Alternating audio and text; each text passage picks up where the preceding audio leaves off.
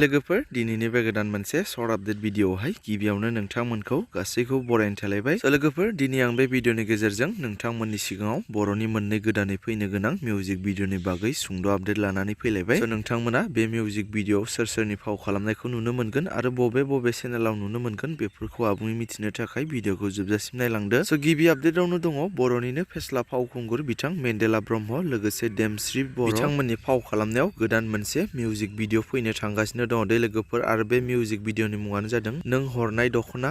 बे मिउजिक भिडिअनिनो मेथाइखौ रोजाबदों बर'निनो लेजेन्ड सिंगार बिथां सुलेखा बसुमतारी लोगोसे जेलसिं बसुमतारी बिथांमोना आरो मेथाइनि रिलिक्सखौ होदों मेन्देला ब्रह्म बिथाङानो आरो बे मिउजिक भिडिअनिनो करिय'ग्राफखौ खालामदों लिसान रामि बिथाङा। लोगोफोर बिथांमोननि बे गोदानै फैनो गोनां नों हरनाय दख'ना मिउजिक भिडिअनि शुटिंआ दायो सोलिगासिनो दङ दे लोगोफोर। नोंथांमोना बे मिउजिक भिडिअखौ साननैसो उनावनो देमस्रि बर' इउटुब चेनेलनि गेजेरजों नुनो मोननाय जागोन। बिनिखायनो नोंथांमोना जाय नायनो गोसो गुदुं बिथांमोना नेना थायोब्लानो जाबाय बिथांमोननि बे फैनो गोनां मिउजिक भिडिअखौ नायनो थाखाय। आरो नेक्स्ट आपडेटआव दङ देंखोमाला क्रिएशन बेनारनिफ्रायबो फावखुंग्रि अनसुमै बर' बिथांमोननि फाव खालामनायाव गोदान मोनसे मिउजिक भिडिअ फैनो थांगासिनो दङ दे लोगोफोर आरो बिथांमोननि बे मिउजिक भिडिअनि शुटिंआबो दायो सोलिगासिनो दङ। नोंथांमोना बे मिउजिक भिडिअखौबो साननैसो उनावनो नुनो मोनगोन।